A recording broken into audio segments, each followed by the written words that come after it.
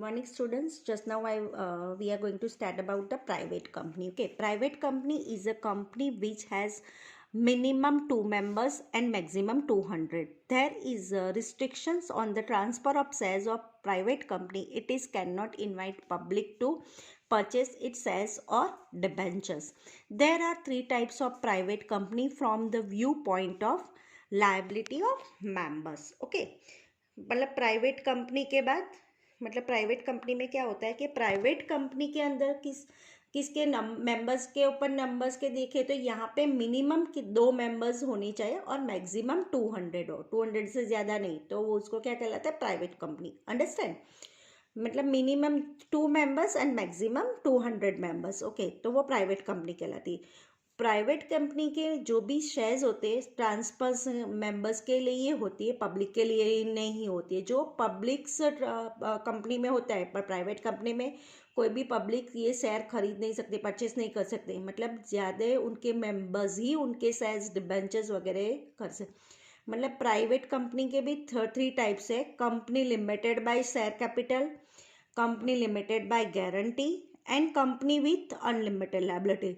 मतलब उनकी कंपनी की लायबिलिटी भी शेयर के मतलब जो लिमिटेड होती है उसी के अंदर यहाँ पे अकॉर्डिंग यही होता है जो हमने पब्लिक कंपनी में भी देखा था। तीनों के पॉइंट सेम ही है।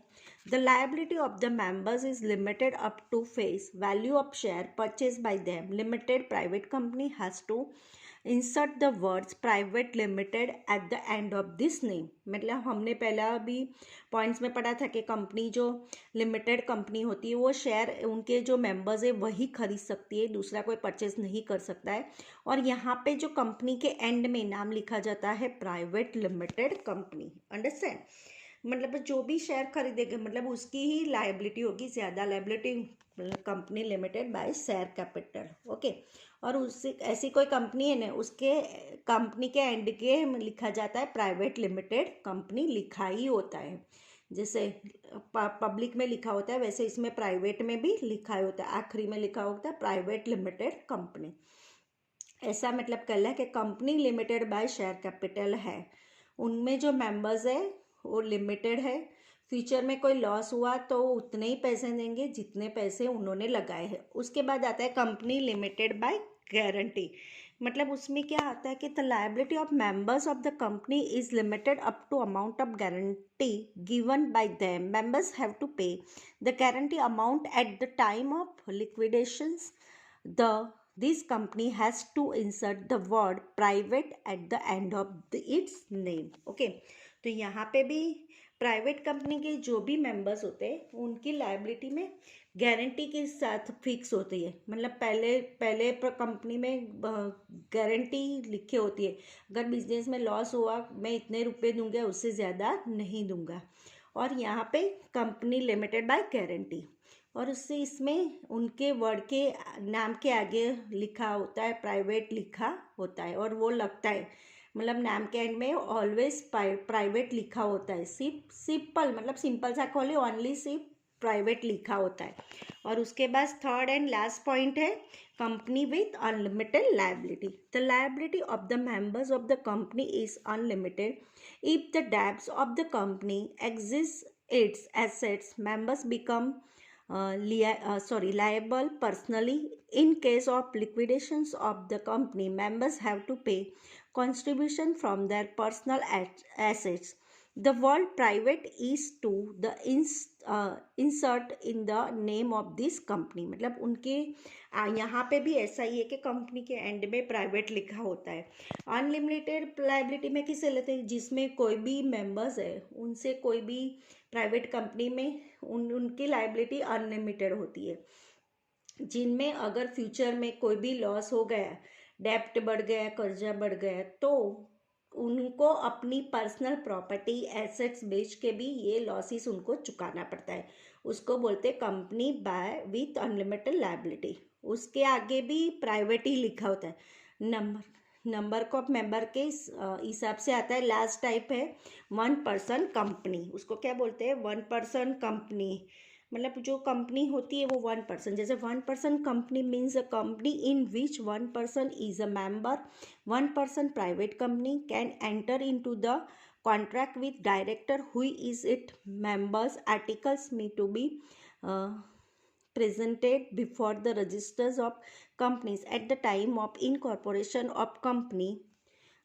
There was no provisions for the person company in the Companies Act 1956, but a private company can be one person company as per provisions of the Companies Act 2013. Okay तो यहाँ पे return में कॉन्सेस भी है person essential of the personal company in additional of memorandum and articles to be present before the registration company in the time incorporation of company there was no provision for one person company. उससे उस company में minimum 2 लोग होती है ना, मतलब जो company special condition में एक ही इंसान शुरू होती है उसको बोलते हैं 1 पर्सन प्राइवेट कंपनी, उससे 1 पर्सन प्राइवेट कंपनी कहती है. ओके ये कंपनी ज़्यादातर प्राइवेट ही होती है, गवर्नमेंट में कोई एक पर्सन से चालू ही नहीं होगी, शुरू ही नहीं होगी. तो ये कंपनी कैसी होती है जो प्राइवेट कंपनी है जिसमें 1 पर्सन ही स्टार्ट कर सकता है, दूसरा बोर्ड ऑफ डायरेक्टर्स भी होते हैं, बट मतलब कॉन्ट्रैक्ट के हिसाब से ओनली जॉब करते हैं तो वो नौकरी की तरह जोड़े होते हैं. तो बाकी सब कंपनी का मालिक ओनली 1 ही ऑनर जो होता है ओनली 1 ही पर्सन होता है, एक से ज़्यादा होता है नहीं. वो अकेला ही कंपनी को हैंडल करता है और वो जो उसके मेंबर्स वगैरह होते हैं जो अंदर काम करते हैं बोर्ड ऑफ डायरेक्टर्स वो उनके अंडर में काम करते हैं. वो 1 पर्सन कंपनी एक्ट के हिसाब से उनको रूल्स एंड रेगुलेशन फॉलो करना होता है, तैयार करना होता है. उसके एक्ट 1956 के रूल्स और रेगुलेशन और कंपनी की तरह उनको प्रोविजन के हिसाब से ही काम चलाना है. और लास्ट में form the view point of control, मतलब कंट्रोल के अकॉर्डिंग कंपनी के कौन से टाइप्स है. कंट्रोल के हिसाब से government company, holding company, subsidiary company. Okay subsidiary company तो 3 कंपनी है. कंट्रोल का मतलब आपको समझना होना चाहिए कि कंट्रोल का मतलब क्या होता है. जनरली कंपनी के शेयर्स होते हैं, जितने भी शेयर्स होते हैं उसमें से 51% हाथ में होते वो कंपनी का रियल ओनर कहलाता है. Okay right. तो आधे से ज़्यादा 1% भी उससे ज़्यादा उसके पास आ गए तो वो पर्सन जनरली कंपनी का ऑनर बन जाता है. Understand.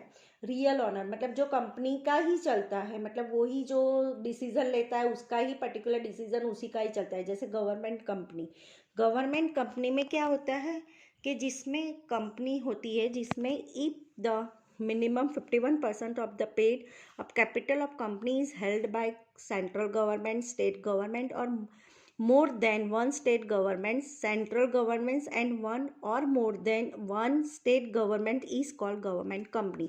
For example, Ashok Hotels Limited, Bharat Heavy Electricals Limited, महानगर टेलीफोन निगम लिमिटेड. ओके तो यहाँ पे 3 एग्जाम्पल भी दिया गया है.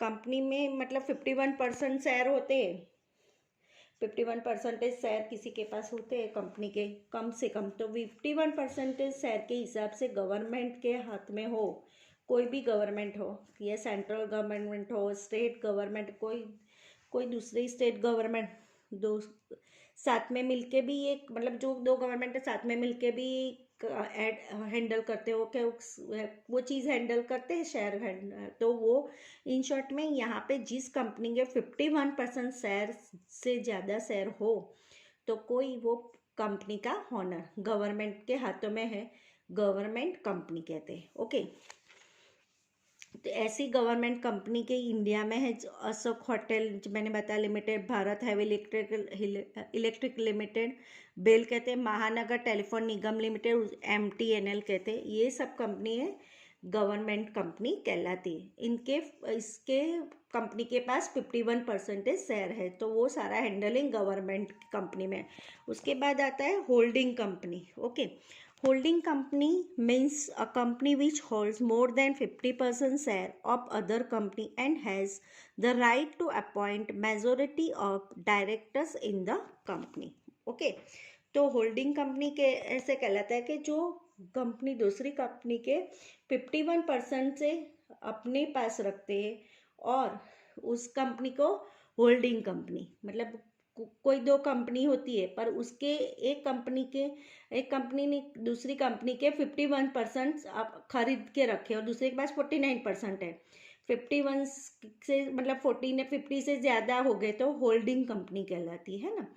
तो मतलब जस्ट फॉर एग्जांपल कि अगर कोई रिलायंस कंपनी है, टाटा कंपनी है, रिलायंस कंपनी ने टाटा कंपनी के 51% खरीद लिए, तो रिलायंस कंपनी के 50% मतलब होल्डिंग 50% उन्होंने खरीद लिए, मतलब आधे शेयर्स मतलब उसने खरीद लिए। सॉरी 51 नहीं, 50 कंपनी मतलब टाटा कंपनी के अब उसके सामने कहलाई सब्सिडरी कंपनी कहलाएगी। मतलब 51 दूसरी कंपनी खरीद हो जाते हैं 50% के, जिस कंपनी 50 से ज़्यादा शेयर दूसरी कंपनी के पास हाथ में आ जाती है तो वो कंपनी को सब्सिडरी कंपनी कहती है। ओके, यहाँ पे हमने सब्सिडरी कंपनी भी बारे में भी मैंने बता दिया कि subsidiary company means a company which more than 50% shares are held in right to appoint the majority of directors in the holding company. Okay, तो दोनों I will explain you. And last है from the view point of place of registration. Okay, मतलब जैसे हमने दो company बताई थी, explain किया आगे कि होल्डिंग एंड सब्सिडरी। मतलब रिलायंस कंपनी, मतलब रिलायंस जो कंपनी थी वो होल्डिंग थी और सब्सिडरी कंपनी थी वो टाटा कंपनी थी। फिर हम पढ़ेंगे from the view point of place of registration. उसमें दो पॉइंट्स है, Indian company and foreign company. मतलब यहाँ पे कंपनी में रजिस्ट्रेशन कहाँ पे हुआ है वो दो टाइप से, Indian and foreign company. Understand? नाम से ही आपको पता चलता है कि जिस कंपनी का रजिस्ट्रेशन इंडिया के लॉ के हिसाब से होता है तो वो इंडिया में होता है, तो वो इंडियन कंपनी कहलाती है। और ये रूल्स या रेगुलेशन कंपनी फॉलो करती है तो उसको इंडियन कंपनी बोलते हैं। और जिसके रूल्स एंड रेगुलेशन लॉ वो फॉरेन कंपनी के रजिस्ट्रेशन बाहर आउट ऑफ कंट्री होते हैं, इंडिया के लॉ हिसाब से नहीं। बाहर की इंडिया में नहीं हुआ है, पर बाहर की कोई कंट्री में लॉ के अकॉर्डिंग हुआ है तो बाहर की कंपनी में उसका रजिस्ट्रेशन हुआ है और वो इंडिया में के काम करते हैं, उसको बोलते हैं फॉरेन कंपनी। ओके, तो ओके सिंपल ही है, समझ में आ गया। यहाँ पे इंडिया रजिस्ट्रेशन के बारे में समझा। अब आखिरी और मतलब लास्ट पॉइंट है और लास्ट है procedure of formation of company. Okay, दोनों मैंने एक्सप्लेन कर दिए, अभी लास्ट पॉइंट हम पढ़ेंगे नेक्स्ट वीडियो में। Okay students, thank you.